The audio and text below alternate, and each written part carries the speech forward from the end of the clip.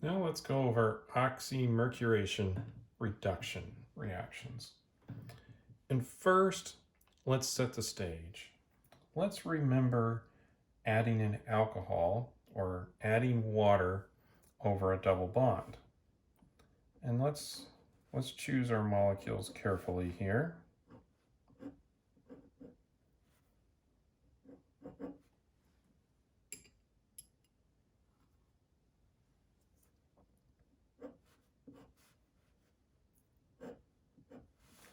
So we've chosen this.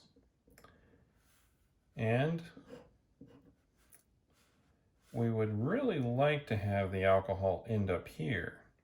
And that's our idea. But instead, we have a problem. There's a wonderful place for that carbocation to relocate right over here and do a carbocation rearrangement. So it's going to do that. And now our alcohol ends up on the wrong carbon because we went through a carbocation intermediate.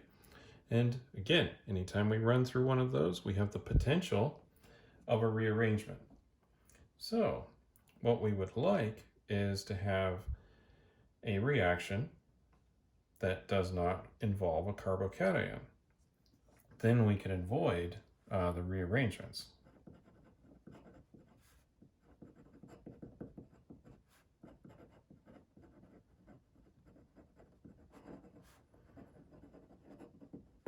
Because sometimes we don't want those. So instead, we're going to involve mercury. Now, this can be any mercury 2, soluble mercury 2 compound. So we could, but I'm just going to pick mercury acetate because that is definitely soluble.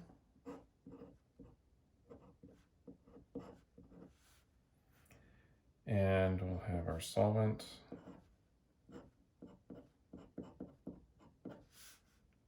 So that's step 1.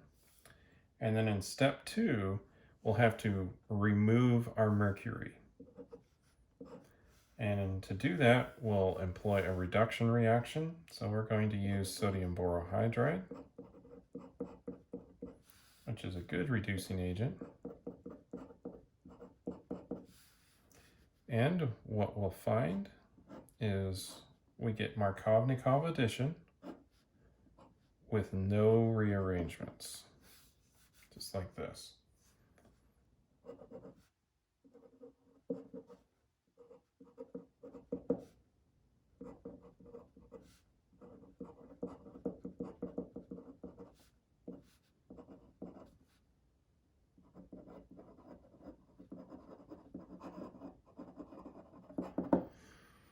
So let's just go over the reason why there's no rearrangement.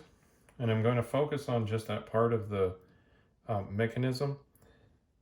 The actual reduction portion can involve some radical steps, not so unpaired electrons and other things like that. So that just kind of complicates things a little bit.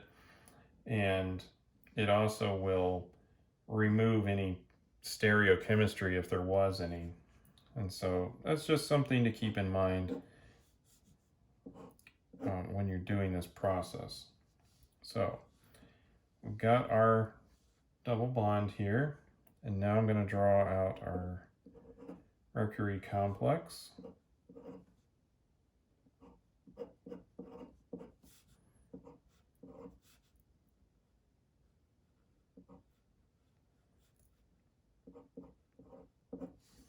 Leave myself enough room always. All right, so same process. And you'll notice that this molecule here is rather large, so it's going to go ahead and add on the less substituted carbon right there. So we're going to end up with this intermediate.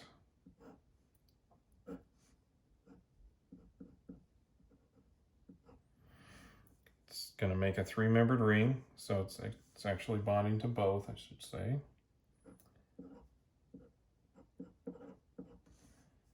And now this is looking a lot like a cyclopropane that's been protonated.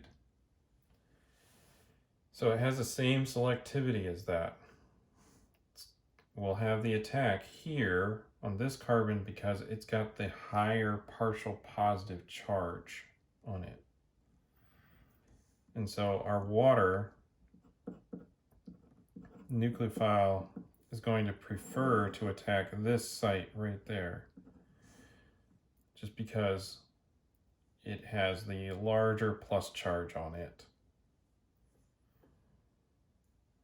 And that will happen even if this is more sterically hindered there. The charge density is that important. So now at this point, we're just going to proceed on with our mechanism.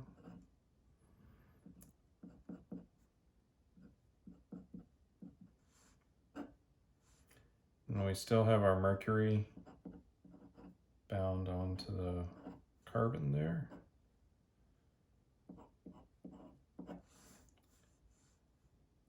But now our plus charge is down here, and then we're going to deprotonate.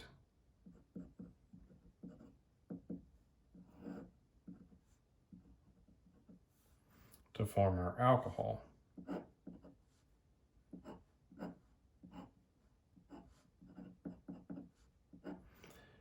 Now, at this point, we're still on step 1, and we formed this mercury complex, and we're going to need to reduce the metal, or actually reduce this complex with the sodium borohydride.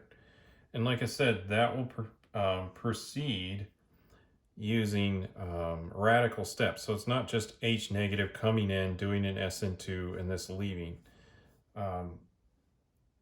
That said, effectively what will happen is that the mercury will be replaced with a hydrogen during the sodium borohydride steps. So there's some steps here involving the sodium borohydride.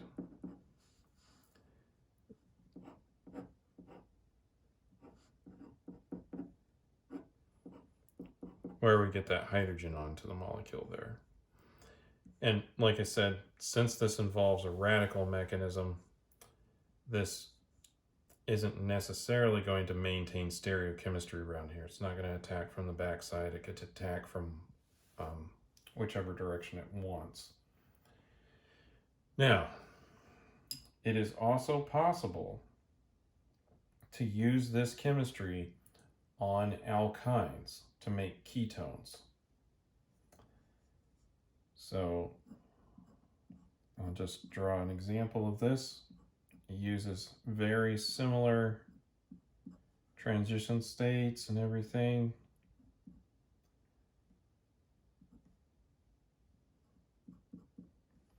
So we've got an alkyne, and this time we've got some water here.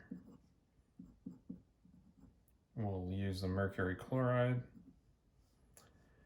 Now, we don't need to use sodium borohydride for this process to work, because the mechanism includes keto-enol tautomerization. And when we do that, the mercury will naturally come off during that process. Now, we're going to make a ketone just because during the process we're going to make an enol, and then the ketone is the more stable product. So we can do this in just the one step. Now, I'm going to try to fit this in here and just kind of sketch out the relevant parts here. So when we make this, we'll have a double bond here, and we'll have our mercury complex there. And we've got the rest of the molecule over here. So R over there. Now, this is in equilibrium with this ketone.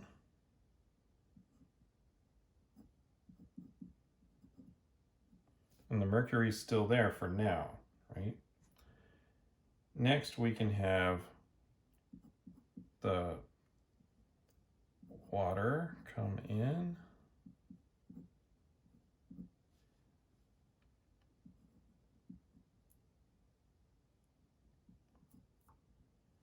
And at that point, this mercury will then leave, and it forms the enol.